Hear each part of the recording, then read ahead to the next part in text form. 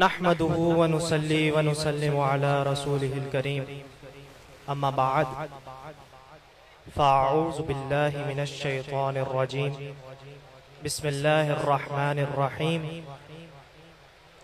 الا ان اولیاء الله لا خوف عليهم ولا هم يحزنون وقال محمد صلی اللہ علیہ وسلم لا يؤمن احدكم حتى اكون احب الیہ من والده وولده والناس اجمعین صدق اللہ وصدق رسوله النبی الامین الکریم ان اللہ وملائکته یصلون علی النبی یا ایہا الذین آمنوا صلوا علیہ وسلموا تسلیما۔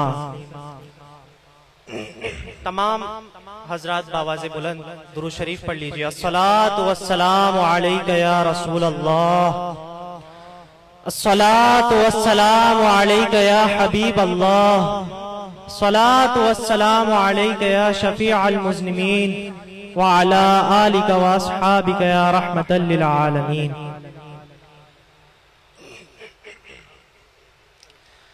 اللہ تعالیٰ کا کرم و احسان ہے کہ اس نے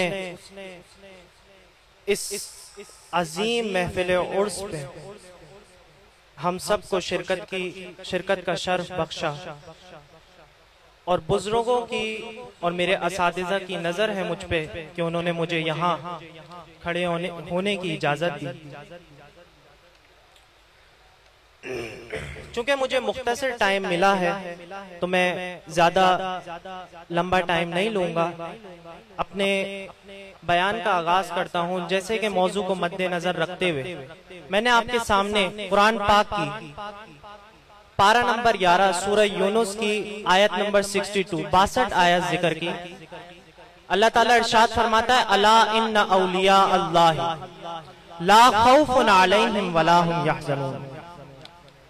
ہم مسلمانوں سے یہ ارشاد فرماتا ہے رب تعالیٰ کے خبردار، بے شک اللہ کے اولیاء کو نہ کسی چیز کا ڈر ہے اور نہ انہیں کسی چیز کا غم ہے۔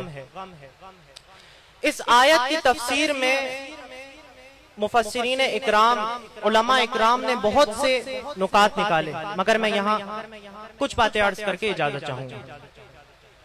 اس آیت سے سب سے پہلے ہمیں مستفید ہونے کے لیے ہمیں یہ سمجھنا ضروری ہے کہ اولیاء کسے کہتے ہیں، کیونکہ چونکہ یہ آیت ہی اولیاء کے بارے میں نازل ہوئی کہ اولیاء کو نہ کسی چیز کا ڈر ہے اور نہ انہیں کسی چیز کا غم ہے۔ تو جب تک ہمیں یہ معلوم نہیں ہوگا کہ اولیاء کون ہوتے ہیں، ان کی کیا کیا صفات ہوتی ہیں، جب تک ہم اس آیت سے صحیح طریقے سے فائدہ نہیں اٹھا سکتے۔ اولیاء کے بارے میں علماء فرماتے ہیں کہ اولیاء جمع ہے ولی نکلا ہے ولا سے، اور ولا کا معنی ہے قرب، رکھنا، دوست جس کے معنی میں آتے ہیں۔ حضرت ابن عباس سے روایت فرماتے ہیں کہ ولی وہ شخص ہے جس کو دیکھ کر خدا یاد آ جائے، جس کو دیکھ کر خدا یاد آ جائے وہ ولی کے مقام پر فائز۔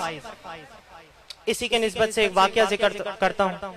حضرت شاہ رخ الدین الوری علیہ رحمہ، آپ کا یہ مقام تھا جب ہندوستان کی گلیوں میں آپ پھرا کرتے تھے تو جو ہندو آپ کی شکل پر آپ کی نظروں میں نظریں ملا کر دیکھتا تھا تو وہ کلمہ پڑھ دیتا۔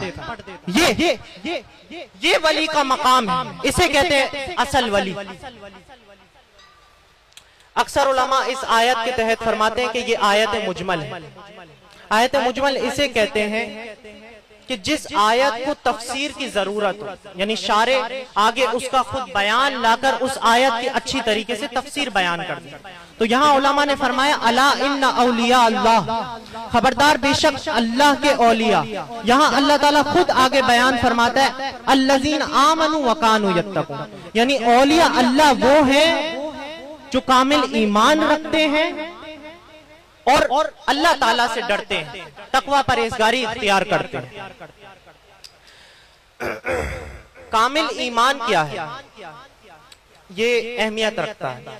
ہم میں بھی ایمان پایا جاتا ہے، لیکن کامل ایمان حضور صلی اللہ علیہ وسلم نے ارشاد میں فرمایا، جیسا کہ میں نے آپ سامنے ایک حدیث مبارکہ پیش کی کہ حضور صلی اللہ علیہ وسلم نے فرمایا کہ کوئی اس وقت تک مومن نہیں ہے کہ وہ اپنے والدین، اپنی اولاد اور تمام لوگوں سے زیادہ مجھ سے محبت نہ کرے.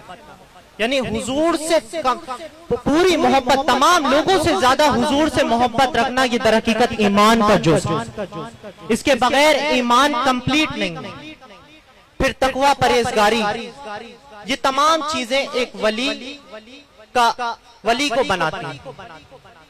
پھر ایک سوال پیدا ہوتا ہے کہ اللہ تعالیٰ فرماتا ہے الا، حرف تاکید، خبردار. عام طور پہ مثال دے کے آپ کو سمجھاتا ہوں کہ آپ روڈ میں جا رہے ہیں، وہاں پہ آپ کو اشارہ دکھ رہا ہے کہ اس طرح آہستہ گاڑی کر لیں. تو ایک طریقے سے آپ کے پاس اشارہ آیا کہ آپ نے آہستہ گاڑی کرنی ہے، موڑ خطرے والا ہے، کہیں آپ کی گاڑی کو نقصان نہ ہو، کہیں آپ کو نقصان نہ ہو. تو یہ ایک طریقے سے آپ کو اشارہ دے دیا، خبردار، تاکید کر دی. پھر آپ کو فرمایا انا، بے شک، حرف تحقیق آیا، ہم عام طور پہ استعمال کرتے ہیں، بے شک، اس میں کوئی شک نہیں. پھر فرمایا اولیاء اللہ، جملہ اسمیہ لا کے فرمایا. یہ ایک اور الگ تحقیق ہے عربی کے جملوں میں. یعنی تین تحقیقیں فرما کر رب ہمیں کیا بتانا چاہ رہا ہے، رب ہمیں کیا ایک پیغام کیا پہنچانا چاہ رہا ہے کہ تین تحقیقیں لا کر اولیاء کا ذکر کرنا. تو یہاں علماء نے اپنی تفسیر میں لکھا تو یہاں در حقیقت اولیاء کا احترام مقصود ہے کہ جس طریقے سے ہم کسی بڑے ولی کے لیے یا بڑے عالم کے لیے اسٹیج پہ آنے سے پہلے اس کے لیے بڑے بڑے القابات وغیرہ استعمال کرتے ہیں، تو اسی طریقے سے اللہ تعالیٰ ہمیں خبردار کر رہا ہے کہ ان سے تمہیں کہیں بے ادبی نہ ہو جائے، ان کے بارے میں کوئی نا احترام نہ کرنا کہ تم دنیا و آخرت دونوں میں برباد ہو. تو یہاں یہ نقطہ بیان کرنا مقصود ہے. حضرت غوث پاک کے بارے میں ایک واقعہ عرض کرتا ہوں. ایک شخص آپ کی خانقاہ پر حاضر ہوتا ہے، وہاں ایک بندے کو زمین پر پڑا ہوا پاتا ہے، اس کی ہڈیاں ٹوٹی ہوئی ہوتی ہیں، تڑپ رہا ہوتا ہے پوری طریقے سے. حضرت غوث پاک باہر تشریف لاتے ہیں. آپ باہر تشریف لاتے ہیں تو وہ شخص تعجب کے انداز میں پوچھتا ہے کہ یا غوث پاک، آپ سب کے مددگار ہیں، آپ سب کی مدد کرنے والے ہیں، ہم نے آپ کو جب بھی پایا مددگار پایا، تو اس شخص کی آپ مدد کیوں نہیں کرتے؟ اب جواب ارشاد فرما رہے ہیں، یہ سننے والی بات. واقعہ بیان کرتے ہیں کہ 3 ابدال میری خانقاہ پر سے گزر رہے تھے. اب یہاں ایک بات بتانا مقصود ہے کہ ابدال کسے کہتے ہیں. ابدال اولیاء کا ایک بڑا مقام ہے، یعنی جو اولیاء کے مقام سے بڑھتا جاتا ہے پھر اسے مقامات ملتے جاتے ہیں. پہلے آئمہ، پھر اوتاد، ابدال، پھر آہستہ آہستہ مقامات بڑھتے جاتے ہیں. تو یہ ایک ابدال اولیاء کا ایک خاص مرتبہ ہے. تو اب واقعہ بیان کر رہے ہیں، 3 ابدال میری خانقاہ کے اوپر سے گزر رہے تھے. ایک ابدال میری خانقاہ کا ادب کرتے ہوئے بائیں جانب مڑ جاتا ہے، دوسرا ابدال میری خانقاہ کا ادب کرتے ہوئے دائیں جانب مڑ جاتا ہے. اس ابدال کو اپنے علم و تصوف پر فخر ہوتا ہے کہ میں خود ایک ابدال ہوں، میں کیوں کسی غوث کا ادب کروں. اس بے ادبی کی وجہ سے رب اس پر زمین پر عذاب ڈالتا ہے اور وہ زمین پر گر پڑتا ہے. اس بے ادبی کی وجہ سے رب اس پر عذاب ڈالتا ہے اور وہ زمین پر گر پڑتا ہے. تو یہ ایک ابدال جو زمین پر اڑنے والا ادب نہ کرنے کی وجہ سے زمین پر گرتا ہے، تو اگر ہم جیسا بندہ ان اولیاء کا ادب نہ کرے تو ہمارا کیا حال ہوگا؟ اگر ہم جیسا بندہ ان اولیاء کا ادب نہ کرے تو ہمارا کیا حال ہوگا؟ تو یہ بات بتانا مقصود.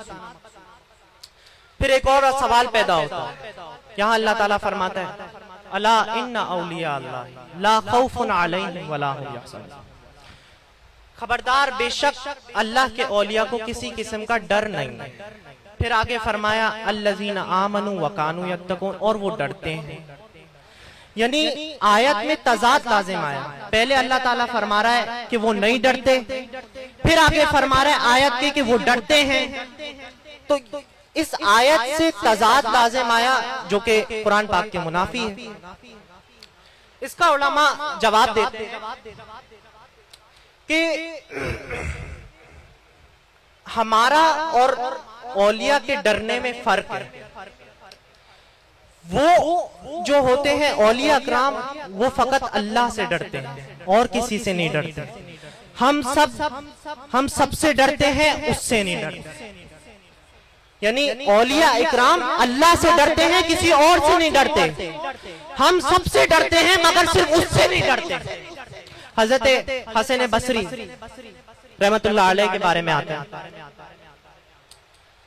فرماتے ہیں اتنے بڑے بزرگ ہیں، فرماتے ہیں کہ کاش میں وہ آخری شخص ہوں کہ جہنم سے یا حنان یا منان کہتا ہوا نکالا جائے. کاش میں وہ شخص ہوں جو یا حنان یا منان کہتا ہوا جہنم سے نکالا جائے. ہم جیسے بندوں کے ذہن میں یہ بات آئے گی کہ ایک ولی اللہ، ایک اپنے مراتب پر فائز عالم اپنے لیے جہنم کی دعا کر رہا ہے کہ وہ جہنم میں داخل ہو. آئے گی یہ بات؟ جواب دے. یہ ذہن میں بات آئے گی؟ حضرت حسن بصری کے اس قول سے یہ عام طور پہ ذہن میں یہ بات آئے گی کہ ایک ولی اللہ اپنے لیے جہنم میں جانے کی دعا کر رہا ہے. ایک ولی اللہ اپنے لیے جہنم میں جانے کی دعا کر رہا ہے. اسی طریقے سے ان کا ایک مرید عرض کرتا ہے، یا حضرت آپ اپنے لیے کیا جہنم کی دعا کر رہے ہیں؟ تو آپ نے ارشاد فرماتے ہیں، کہتے کہ میں فقط اس لیے یہ دعا کرتا ہوں کہ مجھے اپنے ایمان پر خاتمے کا ڈر ہے کہ کہیں ایمان پر خاتمہ نہ ہو تو میں جہنم میں داخل ہوں گا. اگر ایمان پر خاتمہ ہوگا تو کم سے کم اتنی امید تو ہوگی کہ جہنم میں سے نکالا جائے. تو تمام گفتگو سے ہمیں یہ سبق ملتا ہے کہ ان اولیاء کی وابستگی ہمارے لیے جنت کا باعث ہے.